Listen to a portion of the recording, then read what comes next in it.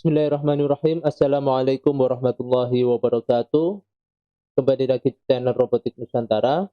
Pada kesempatan kali ini kita akan melanjutkan diskusi kita masih di dalam perkuliahan robotika dan otomasi. Dan hari ini kita akan membahas tentang kendali atau controller cerdas yang bisa diterapkan di dalam robotika. Nah, meskipun yang kita bahas hari ini yaitu tentang PID, kontrol PID. Nah, pada pertemuan sebelumnya sudah kita ketahui ya, kita sudah membahas tentang kontrol ya, sistem controller robot, di mana berdasarkan aksinya yang pertama kemarin kita bahas adalah controller dua posisi on off gitu ya. Jadi ada berdasarkan kendali, sistem kendali itu ada kontrol terbuka dan kontrol tertutup. Dan kemarin sudah dibahas sedikit tentang kontrol kontrol tertutup ya. Kontrol tertutup yaitu dua posisi on off. Nah, sekarang kita akan lanjutkan berdasarkan aksi pengontrolnya ya. Kita akan lanjutkan di sini diantaranya controller proporsional, ada controller integral, proporsional plus integral, turunan, dan kontrol PID yang mungkin ini bisa dikategorikan sebagai kontrol cerdas, meskipun tidak sepenuhnya kontrol cerdas seperti yang sudah dibahas di pertemuan sebelumnya. Nah, kita sedikit mengingatkan kembali atau mereview ulang ya, bahwa sistem kontrol berdasarkan aksinya itu seperti ini ya. Ini model dari diagram dari kontrol tertutup ya. Jadi ada sistem kontrol on off. Jadi kontrol on off ini kadang kala disebut sebagai bang-bang kontrol gitu ya. Ya, itu adalah sebuah kontrol yang paling dasar dalam robotika. Nah, umumnya ini dipakai memang di dalam robot-robot yang yang robot yang sederhana gitu ya, misalkan untuk keperluan keperluan untuk perlombaan dan lain sebagainya. Nah, input sensor dan sinyal output pada aktuator ini dinyatakan hanya dalam dua keadaan. Jadi aksi berdasarkan kontrolnya, kontrol aksi dari sistem kontrol semacam ini hanya dinyatakan, aktuatornya dinyatakan dalam dua keadaan, yaitu on off atau berlogika 1 dan 0. Nah, dalam berbagai aplikasi dasar cara ini sudah cukup memadai ya, karena mampu mengontrol robot untuk mencapai target yang dikehendaki. Nah, teori kinematika apalagi dinamika robot itu belum diperhitungkan kalau kita menggunakan kontrol semacam ini. Kemudian kestabilan gerak yang diperoleh hanya berdasarkan pada aturan-aturan sederhana. Nah, tetapi mampu menjaga robot dari gerakan yang menyebabkan tracking tersebut error. Nah, menjadi membesar. Nah, jadi dengan menggunakan kontrol semacam ini, model semacam ini itu tidak akan memperhitungkan teori kinematika, kemudian teori dinamikanya robot itu tidak diperhitungkan, apalagi kestabilan ya, karena modelnya hanya on off 1 0 saja. Nah, jadi dalam hal ini pemasangan posisi sensor, kemudian aktuator dan struktur mekanik robot itu sangat berperan. Meskipun kebanyakan itu belum dihitung secara matematis gitu ya. Namun bagi mereka yang sudah berpengalaman dalam mekanik ya, dan elektronis praktis, itu rancangan struktur mekaniknya ini, konfigurasi sensor, aktuator, dan cara pemasangannya itu cukup diperkirakan saja, hanya letaknya di depan, di kanan, di kiri, itu hanya diperkirakan bagi mereka yang sudah berpengalaman. Ya. Hal ini memang hanya dikhususkan atau biasa umum dipakai ketika kita mengikuti lomba gitu ya, akan mengikuti lomba. Nah, skema dari kontrol on off ini ya, kita bisa lihat, kita ulang kembali. Di sini ada skema kontrol on off ya. Di situ ada controller on off, di situ ada robot yang menggerakkan aktuator roda kanan dan kiri gitu ya. Di sini ada referensi geraknya yang berupa sensor gitu ya. Nah, jadi robot ini memiliki dua roda kiri dan kanan yang independen, ya, yang berfungsi untuk berjalan ke depan. Ini sebagai aktuatornya, yaitu rodanya, ya. Nah, di sini sensor yang digunakan adalah sensor proximity TXRX. Ada sensor TXRX sebagai referensi geraknya, ya, yaitu sensor inframerah sederhana. Ini contoh dari skema kontrol on off pada robot pengikut jalur, gitu ya. Nah, di sini artinya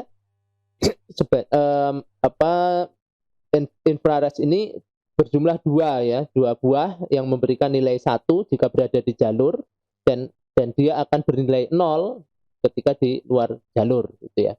Nah, kemudian di sini ada juga aktuatornya, yaitu menggunakan dua buah motor di situ, ya.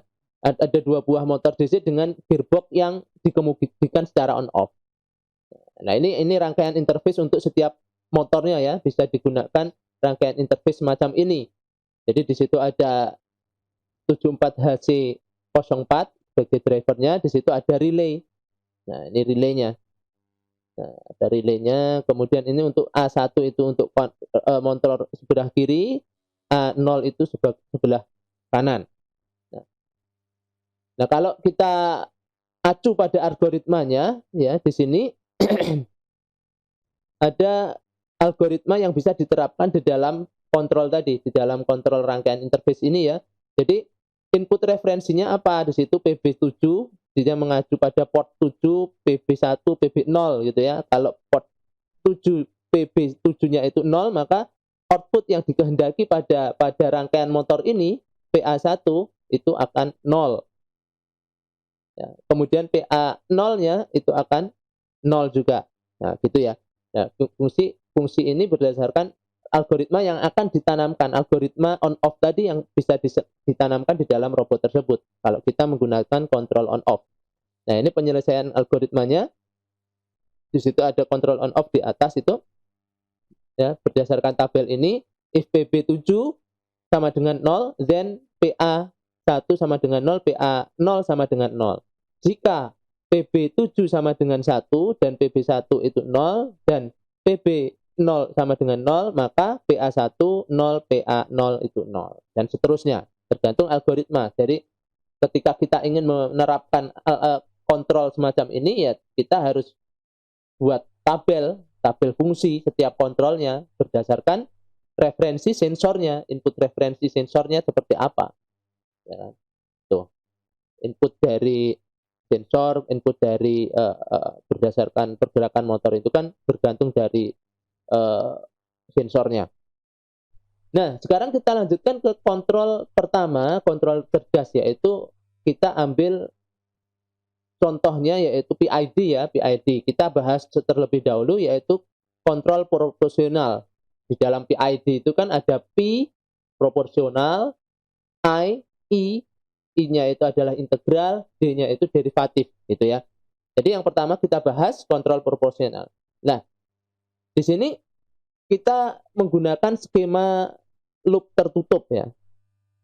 Nah, kalau di sini ada R, kemudian ada E, ini adalah errornya, R itu adalah input referensinya, kemudian U ini adalah sinyal output dari controllernya, ya, dari controller KP ini, konstanta proporsional atau kontrol KP-nya, ya, proporsionalnya. Nah, kemudian di situ sinyal output dari controller KP ini dia akan masuk ke dalam motor sebagai input referensi motornya. Kemudian Y-nya di situ adalah output atau sensor pergerakan rotasi dari motornya seperti apa. Nah, jadi KP ini umumnya kalau di dalam sistem kendali biasa dinotasikan dengan GS, ya, G dalam kurung S, gitu kan, controller. Kalau HS, motornya ini pada bagian blok motor itu adalah dinamik robot. Nah, kotak ini, motor ini biasa dinotasikan dengan HS. HS itu bagian dinamik robot. Nah, bagaimana cara mendesain kalau kita ingin menerapkan kontrol proporsional ini, ya?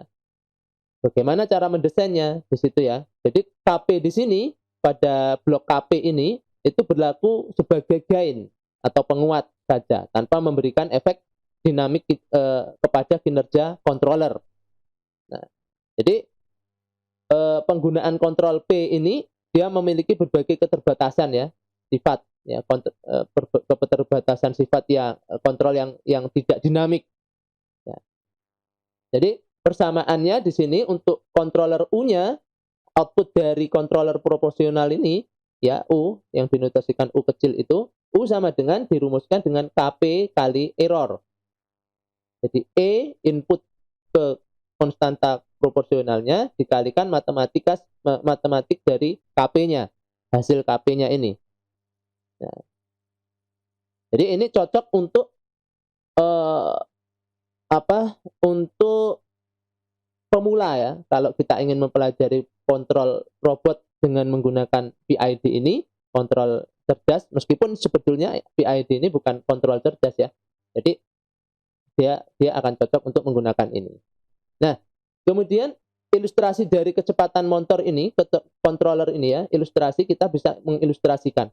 Ilustrasi controller kecepatan motor DC dengan kontrol P. Ya, ini kita ilustrasikan di sini kita motor DC ya, di sini motor DC-nya itu adalah magnet permanen. Kita asumsikan pada blok motor DC ini adalah motor magnet permanen. Nah, dan U-nya itu adalah sinyal aktuasinya, output dari KP ya. Kemudian E-nya itu adalah error dan di sini R-nya itu adalah theta ref. Jadi berupa putaran referensi ya, theta referensi putaran referensinya. Kemudian yang bagian akhir output dari motor DC itu ada sensor kecepatan ya.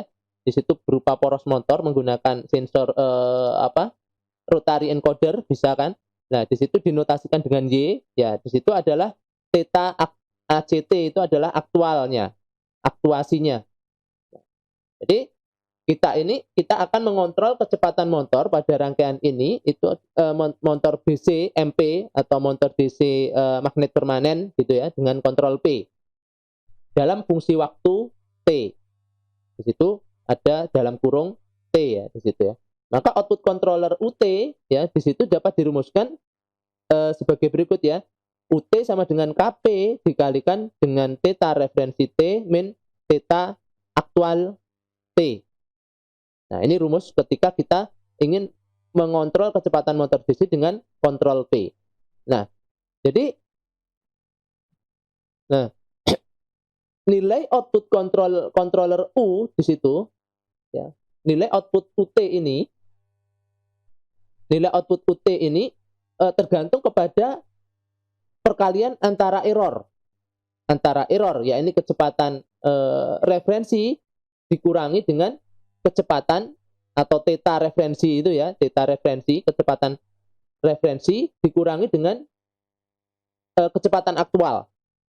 Nah, makanya di rumusnya ini KP dikalikan kecepatan referensi dikurangi kecepatan aktual dengan konstanta KP, nilai KP itu konstanta. Nah, jika errornya itu positif, jika error positif berarti kecepatan aktual itu akan lebih kecil dari kecepatan referensi. Ya.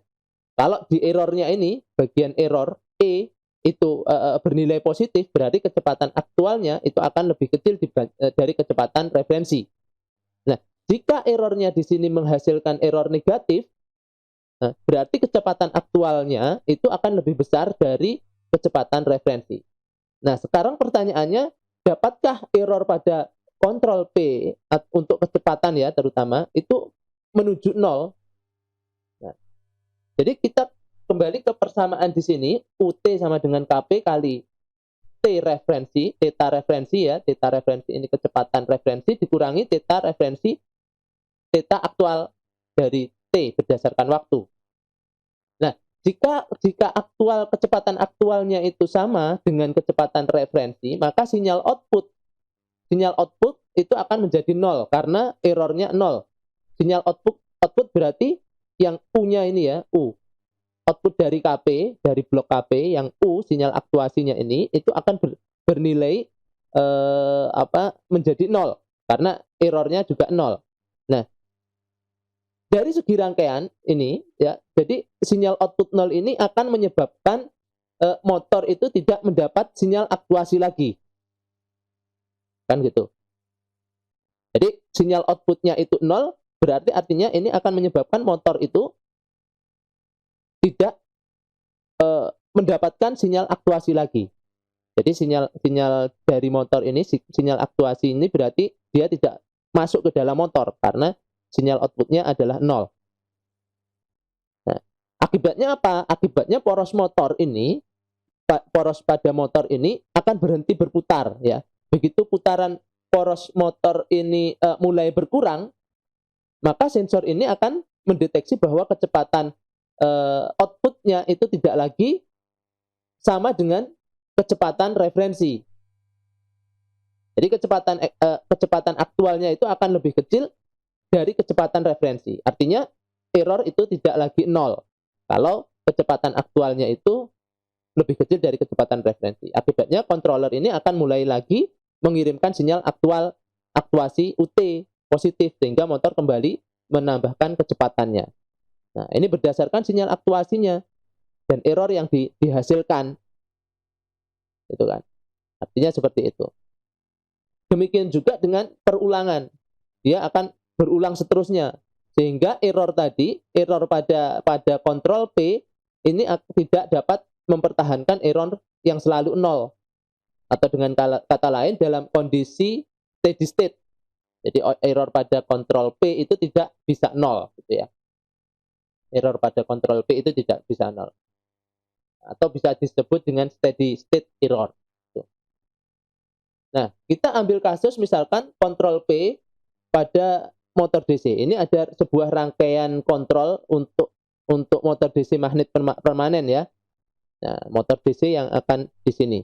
Contoh kasus. Di situ ada kontrol P yang merupakan konstanta ya, di mana parameter dari kasus ini ya, supaya kita lebih jelas memahami dari kontrol P ya. Itu L-nya ya diketahui di mana L itu 0,062H. R itu 2,5 ohm, konstanta torsi motor KTN ya, itu sama dengan 0,26 Nm per A. Kemudian parameter yang lain, konstanta tegangan balik itu KB sama dengan 0,02 V dan seterusnya. Ini ya, ini sudah diketahui. Nah, rangkaian semacam ini, kasus kontrol ini Anda bisa ujikan dengan menggunakan MATLAB ya, dengan Simulink. Nanti akan ketahuan hasil dari grafik kontrol P-nya ini. Nah, bagaimana cara menerapkan ini? Di situ ada controller P di mana motor DC-nya itu ada perhitungan matematisnya ya. Ada 1 per SL plus R, kemudian KTN dan seterusnya. Nah, di sini untuk mencari antara kecepatan referensi dan kecepatan aktualnya seperti apa dengan jika parameternya ini diketahui. Nah, ini bisa disimulasikan dengan Simulink semacam ini. Ya, kalau kita menggunakan Simulink, nah ini blok ini bisa Anda coba. Di situ ada controller P, ya, KP, controller P, kemudian di situ ada blok 1 per. Nah, tinggal memasukkan data parameter tadi kita masukkan ke dalam blok MATLAB-nya, Simulink-nya. Ya. Di sini misalkan kecepatan referensi dari motor itu adalah 2400 rpm. Yang kita cari adalah kecepatan aktualnya berapa gitu ya. Jadi kontrol P di sini itu bisa menggunakan Simulink. Jadi seluruh parameter tadi motor itu dimasukkan ke dalam blok sistem simulasi sesuai dengan diagram kontrol. Ya. Jadi kecepatan referensi yang digunakan di sini kita asumsikan 2400 rpm ya. Skema kontrol P di atas ini pada gambar ini memberikan nilai KP-nya. Nanti KP-nya itu bisa kita ubah-ubah di sini. Nilai KP di sini itu bisa kita masukkan misalkan 0,1, referensinya 0,1. Kalau di sini kita berikan KP ini 0,1, 0,25, 0,75 sampai 4 gitu ya. Nah, sampai 4. Jadi controller proporsional ini memang digunakan untuk menurunkan offset dengan cara memperbesar nilai konstanta KP. Memperbesar nilai KP-nya. Tapi kalau nilai KP controller P ini pada KP ini, segitiga yang KP ini itu makin besar, maka akan menyebabkan sistem berosilasi dan tidak stabil. Gitu. Jadi ada pengaruhnya. Kalau KP-nya itu besar, maka sistem itu akan menyebabkan berosilasi dan tidak stabil. Nah, dari hasil simuling ini maka didapatkan sebuah grafik semacam ini ya. Nah, ini sampai ini RPM-nya, kecepatan putaran RPM yang sumbu Y, yang horizontal, vertikal ya. Yang horizontal itu waktu. Di situ ada KP, pengujian berdasarkan KP ya. Jadi KP01, KP025, KP0,75 sampai KP4. Offset dari steady state error. Nah, jadi bahwa semakin kecil KP, maka di situ offsetnya atau steady state errornya itu akan semakin besar. Nah, namun kalau kita lihat di sini nilai KP yang terlalu besar itu akan menyebabkan osilasinya itu pada saat start, ya, osilasi pada saat start ini yang bergelombang ini, ya, itu akan terjadi di osilasi pada saat start kalau dia menggunakan KP itu besar, bernilai 4 ini ya.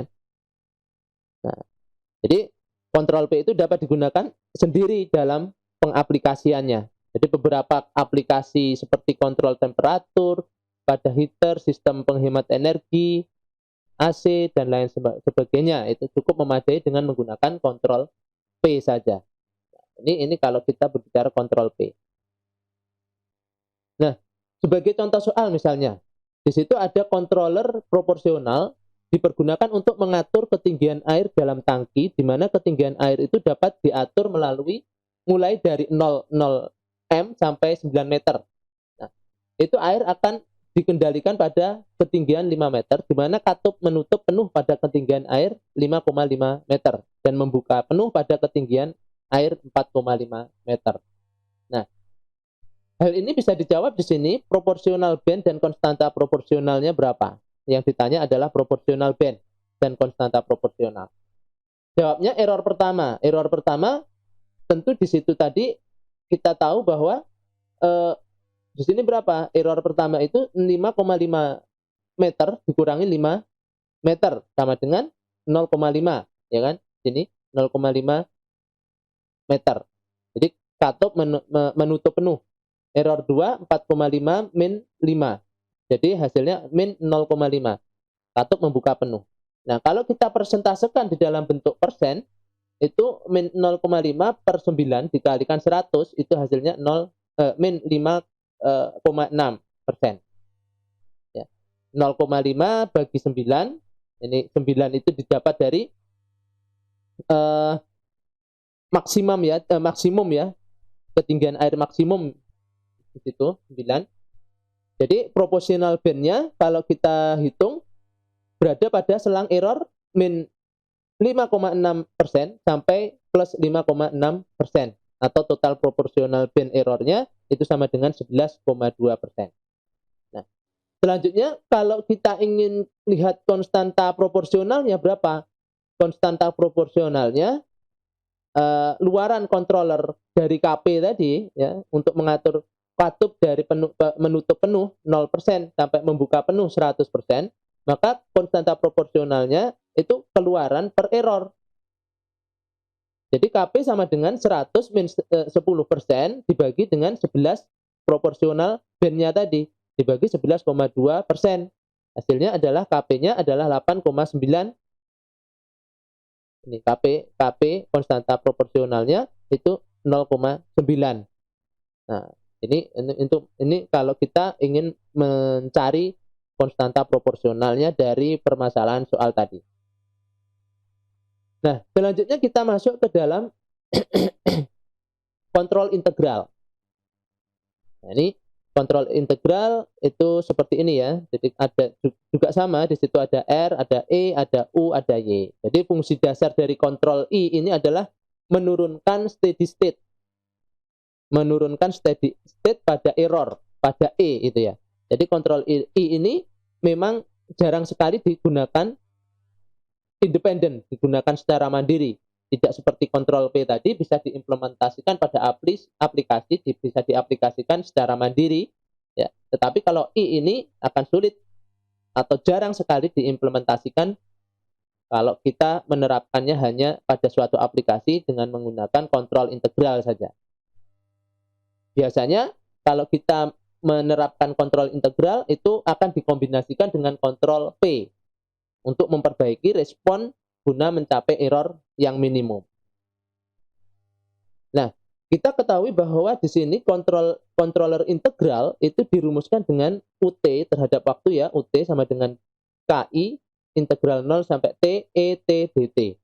Nah, ini bisa juga ditulis dengan KI per S.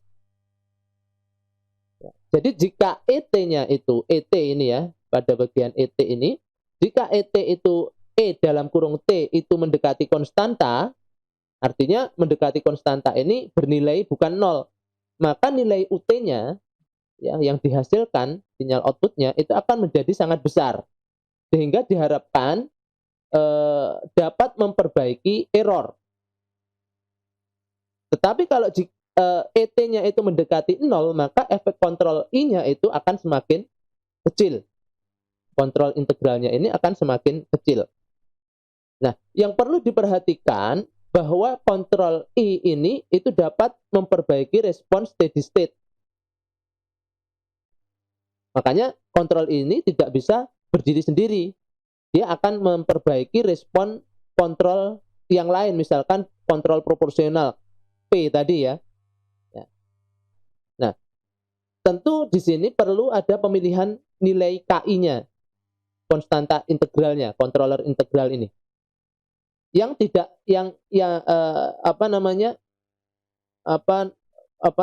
pemilihan KI ini yang tidak tepat itu nanti akan menyebabkan respon transien yang tinggi sehingga dapat menyebabkan ketidakstabilan sistem. Nah, pemilihan KI yang sangat tinggi ini akan justru dapat menyebabkan output yang selalu berosilasi. Akan selalu berosilasi. Nah, ini rumusnya. Nah, kalau kontrol PI, kita lanjutkan ya, ini kita ilustrasi dari kontrol PI pada motor DC MP, kita ingin berilustrasi. Sama rumusnya, nah ini model kontrolnya semacam ini, KP, KI per S. Ya. Jadi persamaan output controller pada U, sinyal aktuasi ini, U ini akan dirumuskan dengan KP, kecepatan referensi dikurangi kecepatan aktual ditambah KI dari integral itu ya 0 sampai T, kecepatan referensi dikurangi kecepatan aktualnya untuk nilai UT, sinyal aktuasinya yang masuk ke dalam motor DC ini. Nah, nih ada RPM, jadi kita menambahkan yang tadi kontrolnya itu hanya menggunakan KP, kita tambahkan KI-nya untuk memperbaiki posisi steady state error, steady state pada error ini, pada E ini. Nah, hal ini kontrol pada PI ini itu kita bisa simulasikan dengan ini ya, Simulink sama. Hanya saja di sini ada tambahan 1 per S. Tadi kan karena KI per S ya, KI per S integralnya kita buat rumusnya KI per S controller 1, controller I, controller P. Nah, jadi skema ini diuji pada tetap sama. Anda bisa mengujinya dengan model skema ini 2400 RPM ya, dengan KP itu diset pada 0,1. KP-nya ini kita set 0,1. Nah, untuk melihat efek kontrol ini, jadi KI ini bisa diubah-ubah nilainya ya. Bisa menggunakan 0,05, kemudian 2, kemudian 0 ya. Nah, ini hasilnya adalah semacam ini. Nah, hasilnya kita ubah-ubah, kalau KI-nya 0,1, KP-nya 0,1, KI-nya 5, hasilnya berapa? Pada waktu start itu akan berosilasi tinggi pertama. Kalau KP-nya 0,1, KI-nya 0, nah ini akan lebar ya. Nah, jadi nampak bahwa pada gambar ini penerapan kontrol I itu dapat membantu kontrol P. Jadi menurunkan kondisi steady state error. Nah, namun pemilihan KI sendiri yang terlalu besar sampai ke 5 ini itu dapat menyebabkan sistem akan berosilasi pada saat start gitu ya. Nah, pada saat start ini. Nah, jadi kontrol PI itu diketahui dipakai secara meluas di dunia industri gitu ya. Dalam kebanyakan aplikasi di lapangan. Jadi kontrol PI ini dengan parameter yang ditune dengan baik itu dapat menyelesaikan berbagai permasalahan kontrol dengan cukup, memadai, dan relatif murah. Tidak perlu kontrol komputer lagi. Utamanya untuk kasus yang memiliki respon sistem relatif lambat, ya, seperti kontrol temperatur, tekanan, fluida, hidrolik, dan lain sebagainya. Itu bisa menggunakan kontrol PI. Nah, kemudian sifat controller PI ini dia akan lebih cepat dibandingkan dengan controller integral saja. Dan tidak ada selisih statis, itu ya, sifat kontrol PI. Nah, kita ambil contoh soal, misalkan diketahui konstanta integral KI itu adalah 0,10 dt pangkat min 1 dan keluaran controller pada saat itu 40%. Nah, jika pada sistem terjadi perubahan error mendadak dengan nilai tetap sebesar 20%, maka yang ditanya berapa nilai keluaran controller setelah 1 dt dan setelah 2 dt. Jadi yang ditanya, kalau kita gambarkan di sini, yang ditanya adalah pada bagian controllernya, sinyal aktuasi dari controller ini, dari controller KP dan KI per S ini, controller PI-nya. Jadi sinyal aktuasinya atau U-nya yang akan ditanyakan. Ya. Maka di situ jawabnya adalah, kalau kita rumuskan di sini, UT KI integral EDT ya untuk error tetap, maka di situ UT sama dengan KI T terhadap DT ya. Nah, jadi setelah 1 DT ya, untuk UT sama dengan 0,1 kali 20% dikalikan 1 DT 2%. Karena keluaran sebelumnya itu 40%, maka keluaran kontrolernya itu 40 plus 2. Jadi 42%. Nah, kalau setelah 2 detik bagaimana? Kalau setelah 2 detik UT-nya itu sama dengan 0,1 kali 20% dikalikan 2 dt, 4%. Jadi hasilnya adalah 44%. Itu tadi untuk kontrol PI, integral. Kontrol integral yang dikomunikasikan dengan proporsional. Kita lanjut dengan kontrol derivatif. Jadi parameter di sini, kontrol derivatif itu sama model kontrolnya ya, diagramnya sama. Jadi parameter D ini sebetulnya bekerja dalam konteks rate atau kecepatan dari error, ya, sehingga dapat mengurangi efek overshoot atau respon yang berlebihan gitu ya.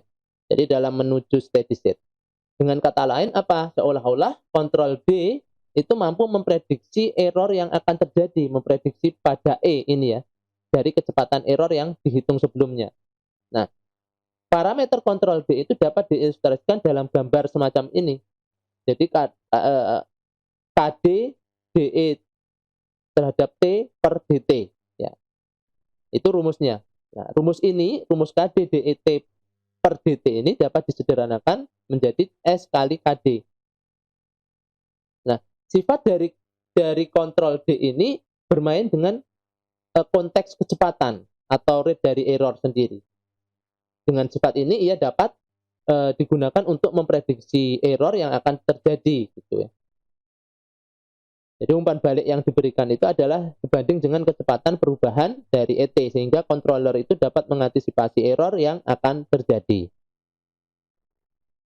Nah, kontrol PD, nah sebagai berikut ya, ini gambar persamaan controllernya. Di situ ada theta referensi, ya, referensinya berapa? Misalkan 2400, ya. Kontrol PD pada motor DC tetap kita implementasinya pada motor DC. Jadi dirumuskan seperti ini. Ini kombinasi P dan D, ya. SKD jadi dapat dirumuskan KP referensi, kecepatan referensi dikurangi kecepatan aktual, plus KD, di mana D di situ derivatifnya adalah kecepatan referensi dikurangi kecepatan aktual per dt. Nah, ya. Kalau kita simulasikan dalam menggunakan Simulink, kontrol PD tadi dapat dibuat semacam ini rangkaiannya. Misalnya KP sendiri pada controller P, KP itu di set 0,75, sedangkan KD di set pada 0, pada 0 ya. KD itu sendiri, controller D-nya itu di set pada 0. Atau bisa juga nanti KP-nya di set 0,0 berapa gitu kan. Controller D-nya itu di set dengan 0,01. Nah, ini Simulink-nya. Jadi kita bermain di, kalau kontrolnya itu PD, berarti kontrolernya itu kita set berapa ringnya gitu ya, supaya mencapai tingkat yang stabil. Nah, ini hasilnya. Hasil kalau kita tune KP-nya itu 0,75, KD-nya 0, berarti dia akan seperti ini. Ini ada tegangan referensi. Ini apa namanya, kecepatan referensi motor 2500 ya. Nah, nanti hasilnya seperti apa kalau kita tune menggunakan PD. KP 0,75, KD-nya sekian, maka yang dihasilkan berapa? Osilasinya seperti apa? Jadi ini kontrol D ini itu memperbaiki efek overshoot pada respon outputnya. Ya. Jadi di sini kalau kita memilih nilai KD itu terlalu besar, itu dapat menyebabkan outputnya itu tidak stabil. Nah, kalau kita lihat di sini grafiknya, outputnya tidak stabil dan dapat terjadi osilasi yang semakin lama semakin membesar. Kalau KD-nya itu terlalu besar. Nah, ini ya. KD jadi semakin lama semakin berosilasi. Contohnya misalnya di situ diketahui tetapan turunan KD itu 0,4 detik dan nilai keluaran saat itu set point yaitu 50%. Nah, ditanya berapa nilai keluaran controller jika error berubah 1% per dt dan jika error menjadi tetap 4%. Maka dapat dirumuskan UT itu sama dengan KD DE per dt, ya, di mana KD-nya itu 0,4, sudah diketahui ya, dikalikan 1% dt, berarti hasilnya 0,4%. Nah, karena sebelumnya itu 50%, maka keluarannya adalah 50,4%. Nah, contoh soal. Kemudian pada saat error tetap, maka DE per dt-nya itu sama dengan 0. Jadi keluaran kontrolernya sama dengan keluaran sebelumnya, yaitu 50%. Jadi dengan demikian, keluaran controller di situ akan berubah jika terjadi perubahan error. Dan keluaran controller itu tetap jika tidak terjadi perubahan error. Jadi bergantung pada errornya di sini. Error pada E. Ya. Jadi sinyal aktuasinya itu akan bergantung pada E-nya. Jadi kalau keluaran dari controller ini, U-nya itu akan berubah jika terjadi perubahan error kalau E-nya ini berubah dan seterusnya. Nah, kita masuk bagaimana kalau kita PID, kontrol PID. Jadi ketiganya PID ketiganya itu diimplementasikan. Nah, misalkan kita kasusnya tetap sama ya. Kalau kita ingin mengontrol motor DC dengan magnet permanen, ya, dari rangkaian ini maka dirumuskan KP theta referensi min theta aktualnya berapa, dijumlahkan dengan KI kontrol integralnya, theta referensi, theta aktuasinya, kemudian KD. Nah, ini persamaan controller PID. Nah, kalau kita menerapkan ini, kita bisa mensimulasikan menggunakan Simulink. Ya. Di sini rangkaian Simulink-nya, ya, bagaimana cara membuat kontrol PID dari menggunakan Simulink. Ya. Jadi di sini dapat diperoleh sebuah konfigurasi KP, KI, dan KD yang dianggap cukup baik ya. Jadi mungkin Anda bisa mengetahuinya ini